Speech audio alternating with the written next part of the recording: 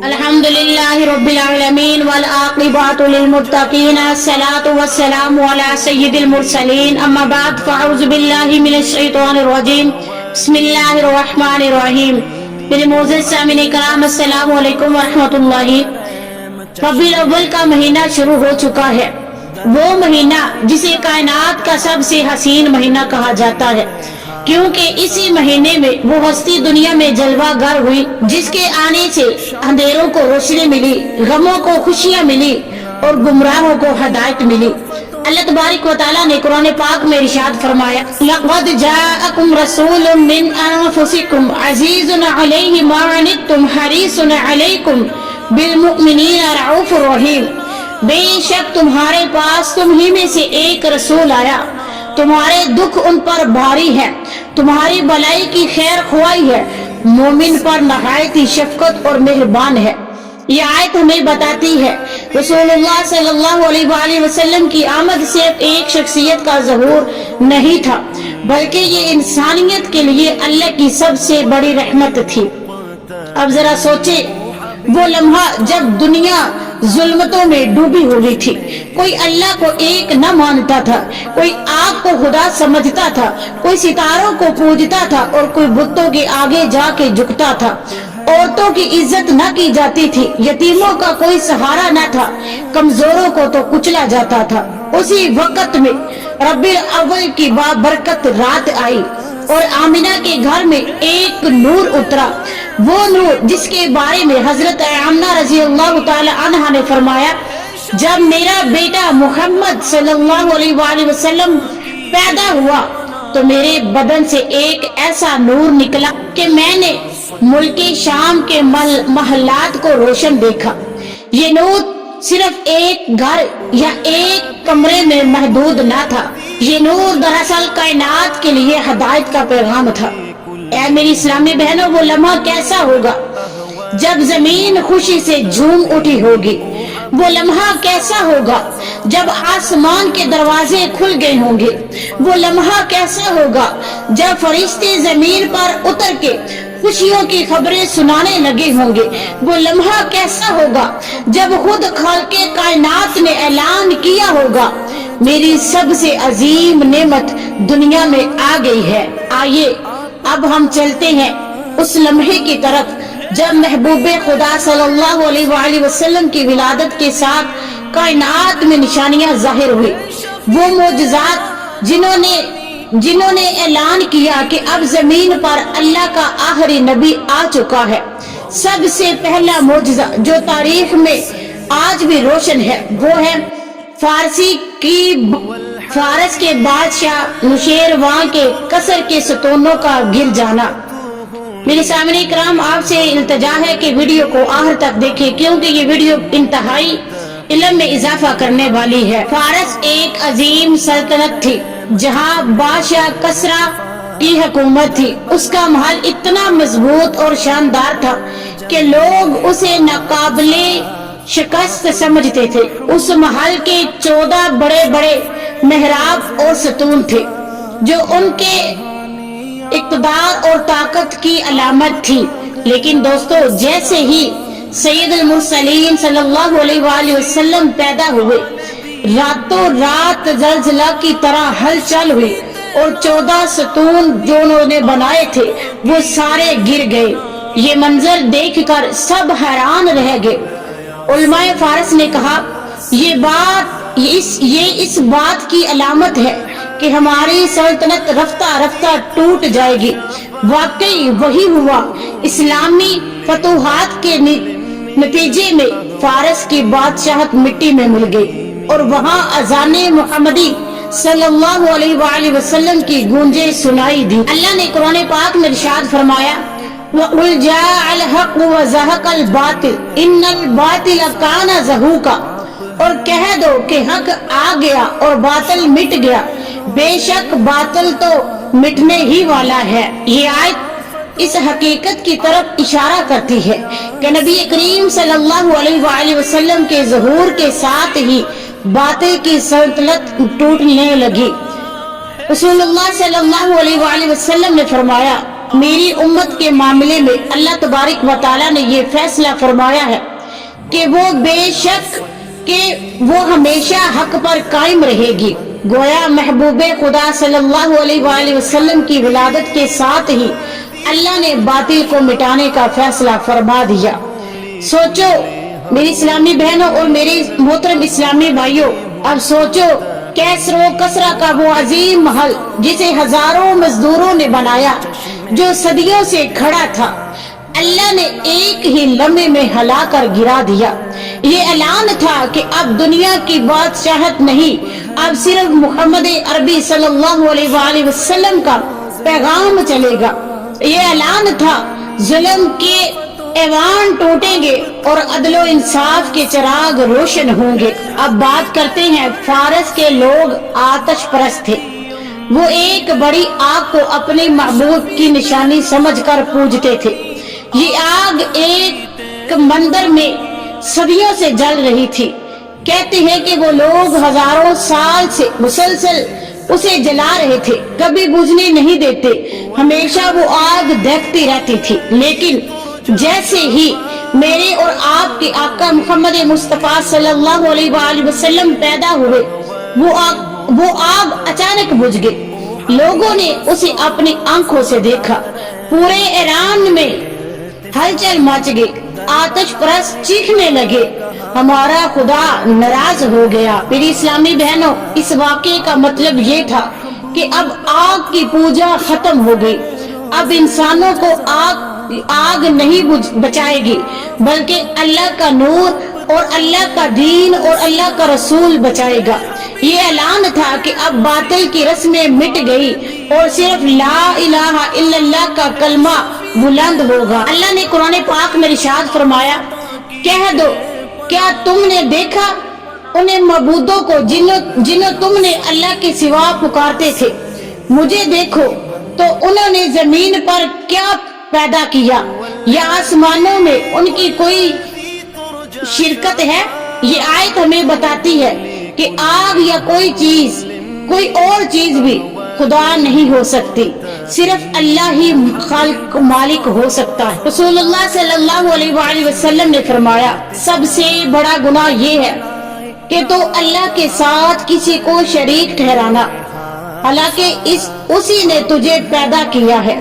یہ حدیث اعلان کرتی ہے کہ شرک سب سے بڑا گناہ ہے، اور نبی کریم صلی اللہ علیہ وآلہ وسلم کی ولادت کے ساتھ ہی دنیا میں شرک کے بڑے بڑے جتنے بھی مرکز تھے ٹوٹنے لگے۔ میری اسلامی بہنوں، وہ آگ جو ہزاروں سال سے جلتی رہی تھی، وہ آگ جسے لاکھوں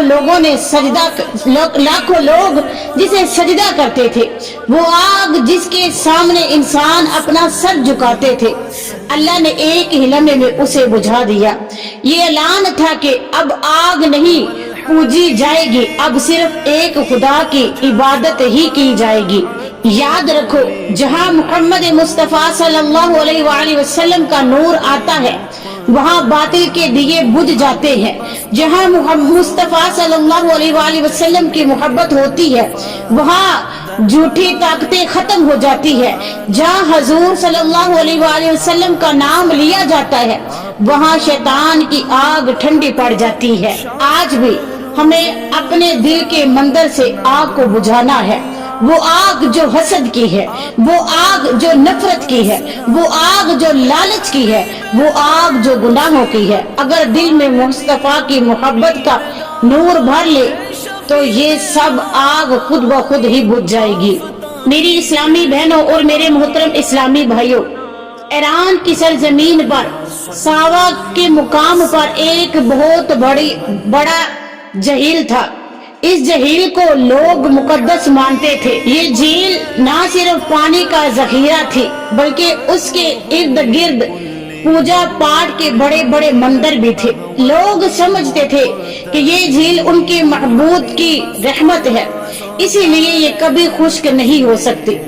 لیکن ان کو کیا معلوم تھا، جیسے ہی محمد عربی صلی اللہ علیہ وآلہ وسلم دنیا میں تشریف لائے، وہ جھیل جو صدیوں سے بہہ رہی تھی اچانک خشک ہو گئی۔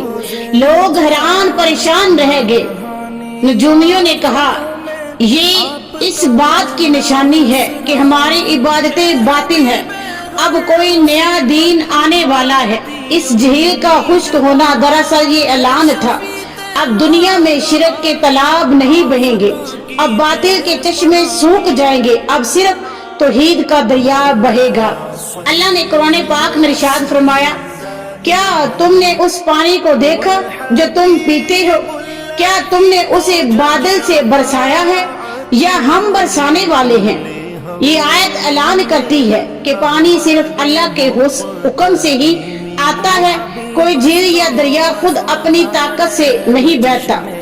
پر جب حضور صلی اللہ علیہ وآلہ وسلم کی ولادت ہوئی تو اللہ نے یہ ظاہر کر دیا کہ پانی بھی میرا حکم مانتا ہے، اب باطل کے مرکز نہیں چلیں گے۔ اسلامی بہنوں، نبی کریم صلی اللہ علیہ وآلہ وسلم نے فرمایا، اللہ نے زمین کو میرے لیے پاک اور مسجد بنا دیا، یعنی اب عبادت کے لیے جھیلوں، مندروں اور بتوں کی ضرورت نہیں، بلکہ ساری زمین ہی اللہ کی عبادت گاہ ہے۔ محترم ناظرین، سوچے ذرا، وہ جھیل جس کے کنارے لوگ اپنی تمنائیں لے کر آتے تھے، وہ جھیل جس کے پاس لوگ اپنے جھوٹے خدا کی خوشی کے لیے چراغ چڑھایا کرتے تھے، وہ جھیل جس لوگ اپنی عبادت سمجھتے تھے، جس نے اور اللہ نے ایک ہی لمحے میں خوش کر دیا۔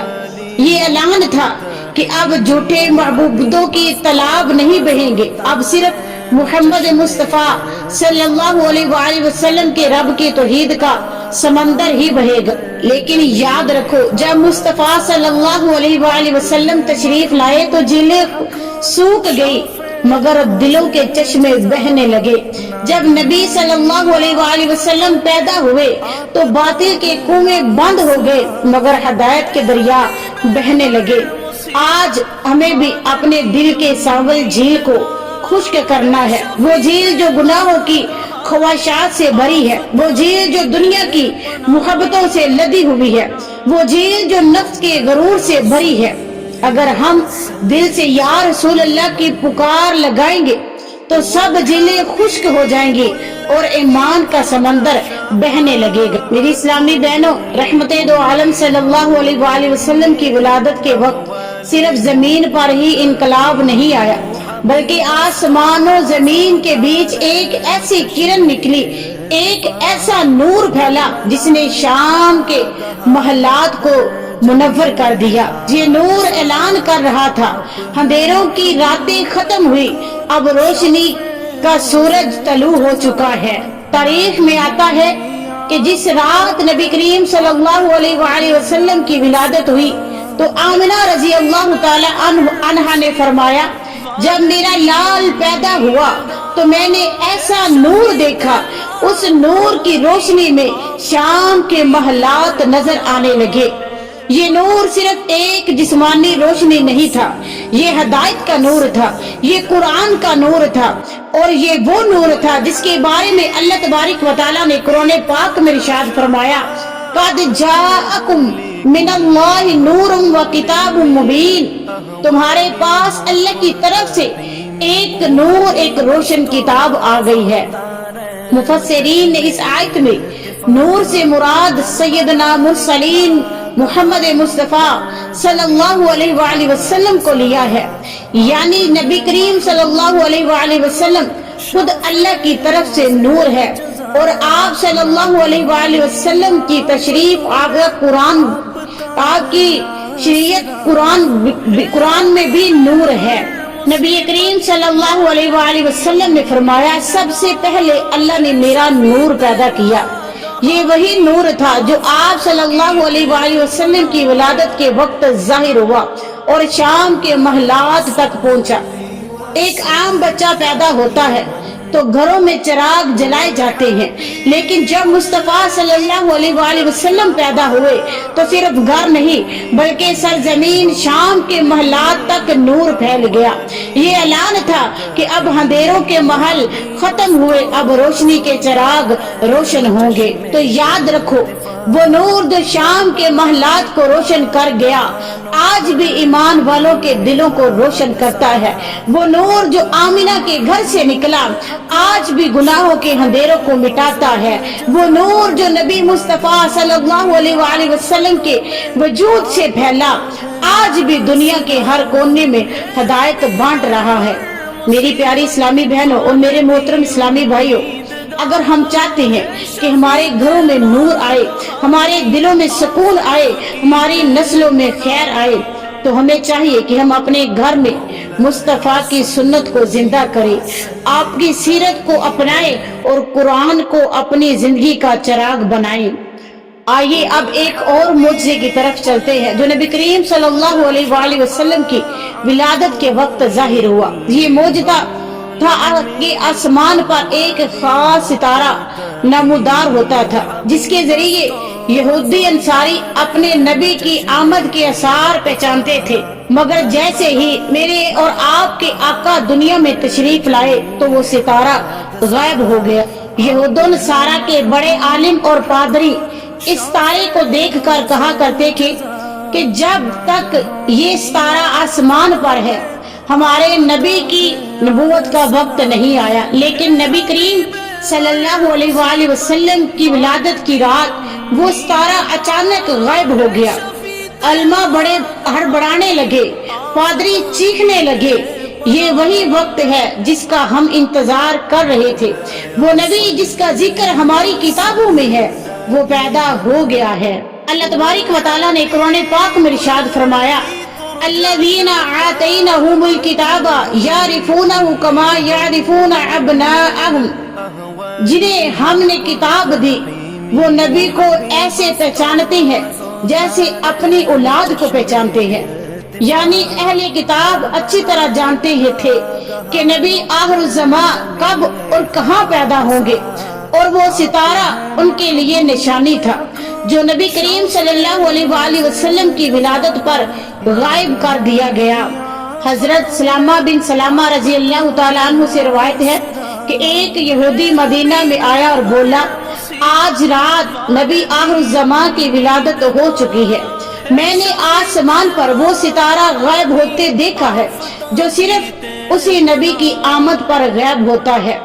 یہودیوں نے اپنے مذہبی علم سے اعلان کیا کہ وہ نبی اب اس دنیا میں آ گئے ہیں جن کی خوشخبریاں توریت انجیل میں لکھی گئی ہیں۔ تو پیاری اسلامی بہنوں ذرا سوچو، وہ ستارہ جسے اہل کتاب اپنی امید کا چراغ سمجھتے تھے، وہ ستارہ جس کی روشنی کو وہ اپنی کتابوں کی دلیلیں مانتے تھے، وہ ستارہ غائب ہوا تو یہ اعلان تھا اب آسمان کا ستارہ نہیں بلکہ زمین کا محمد مصطفیٰ صلی اللہ علیہ وآلہ وسلم ہدایت کا راستہ ہے۔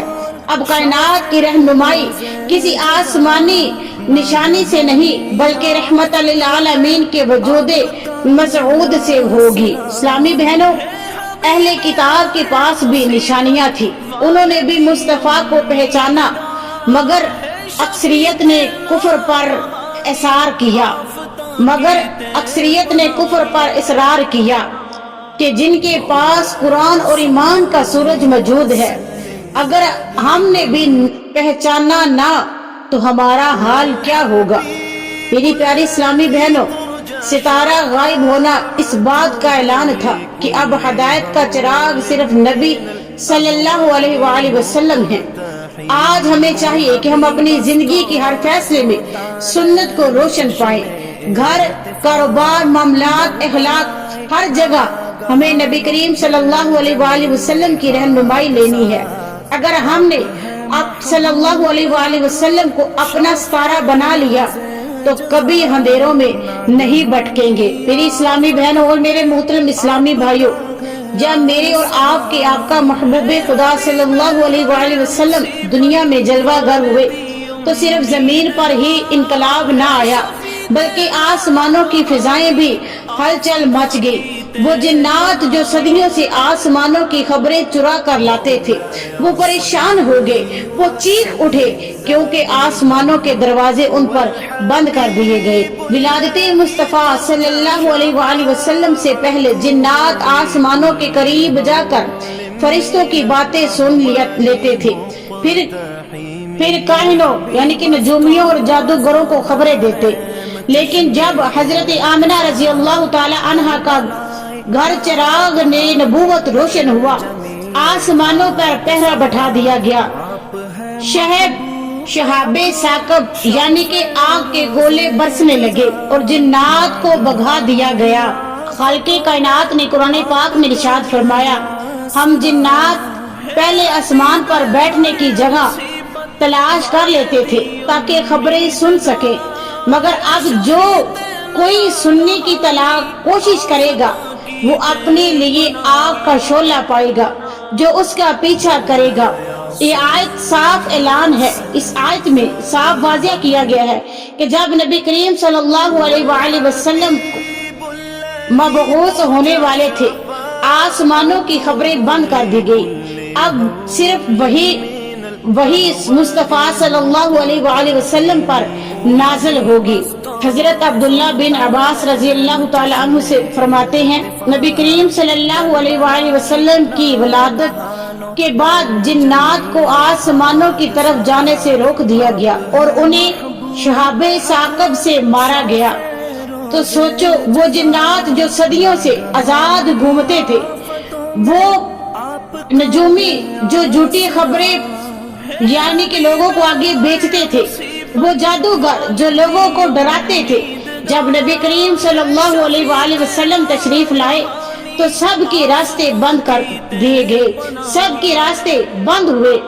اب نہ جھوٹے ستاروں کے ذائچے چلیں گے، نہ جادوگر کے ڈرامے، نہ ہی کوئی جھوٹی خبریں پھیلانے والے لوگوں کی کوئی دعوے چلیں گے۔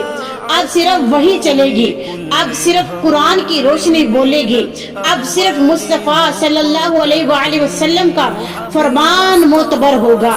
میری پیاری اسلامی بہنوں اور میرے محترم اسلامی بھائیوں، جب نبی کریم صلی اللہ علیہ وآلہ وسلم کی آمد پر آسمانوں کے دروازے جنات پر بند ہو گئے، تو ہمیں بھی اپنے دلوں کے دروازے شیطان پر بند کرنے ہیں، ورنہ سوچ لو، جس دل میں مصطفیٰ کی محبت نہیں، وہاں شیطان آسانی سے آتا جاتا ہے۔ آج کے زمانے میں بھی لوگ ستاروں کو پوجتے ہیں، جادوگروں کے پیچھے بھاگتے پھرتے ہیں، کبھی ہتھیلیاں دکھواتے ہیں، کبھی قسمت کے حال پوچھتے ہیں، کبھی تعویذ گنڈوا کر اپنے پاس رکھتے ہیں۔ تو یاد رکھو، جب نبی کریم صلی اللہ علیہ وآلہ وسلم پیدا ہوئے تو اللہ نے اعلان کر دیا کہ اب کسی ستارے یا جن سے خبر نہیں ملے گی، اب ہدایت صرف مصطفیٰ صلی اللہ علیہ وآلہ وسلم کے ذریعے ملے گی۔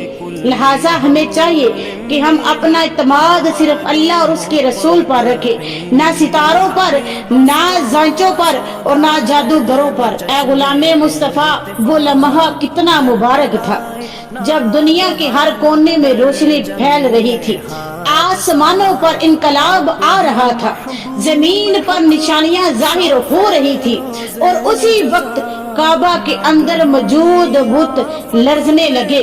وہی بت جو صدیوں سے معبود بنائے گئے تھے، وہی بت جو عرب کے قبیلوں کا سہارا سمجھے جاتے تھے، وہی بت لرز کر زمین پر بوس ہو گئے، یعنی کہ زمین پر گر کے وہ ٹوٹ گئے۔ روایات میں آتا ہے کہ جس رات نبی کریم صلی اللہ علیہ وآلہ وسلم کی ولادت ہوئی، کعبہ کے ارد گرد لگے ہوئے کئی بت منہ بھل آ گر پڑے۔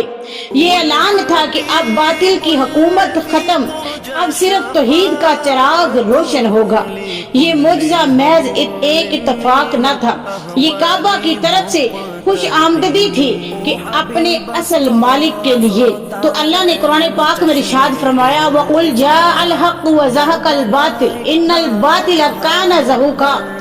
کہہ دو حق آ گیا اور باطل مٹ گیا، یقیناً باطل مٹنے والا ہی تھا۔ یہی منظر اس رات کعبہ میں پیش آیا، باطل بت پرستی کا سر جھک گیا اور حق محمد مصطفیٰ صلی اللہ علیہ وآلہ وسلم کی آمد کا اعلان ہو گیا۔ نبی کریم صلی اللہ علیہ وآلہ وسلم نے بعد میں جب فتح مکہ کے موقع پر काबा में दाखिल होकर फरमाया, हक आ गया और बातिल मिट गया। ये अल्फाज वही थे जिनका ज़हूर आप सल्लल्लाहु अलैहि वसल्लम की विलादत के वक्त हो चुका था। जब बुत गिर गए थे तो सोचो, सदियों से अरब के कबाइल इन्हीं पत्थरों के आगे झुकते थे, इन्हीं को रिज़्क देने वाला समझते थे, इन्हीं से अपनी हाजत मांगते थे। लेकिन जैसे ही मोहम्मद मुस्तफ़ा सल्लल्लाहु अलैहि वसल्लम पैदा हुए, वो बेजान पत्थर लरजने लगे।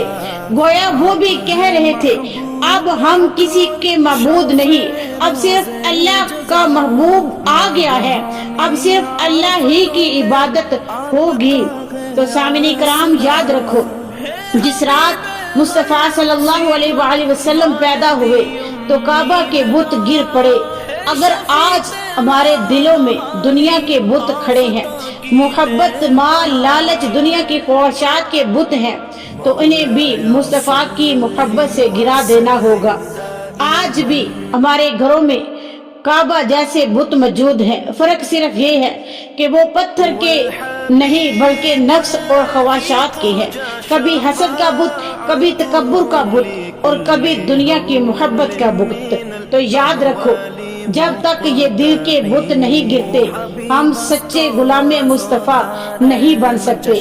लिहाजा अगर आप चाहते हो कि हमारे दिलों में नूरे ईमान उतरे, अगर आप चाहते हो कि हमारी जिंदगी काबा की तरह पाक हो, तो अपने दिल के बुत गिरा दो और सिर्फ अल्लाह और उसके रसूल की मोहब्बत का बसेरा कर लो और दिल में मोहम्मद मुस्तफ़ा और अल्लाह की मोहब्बत को बसा लो।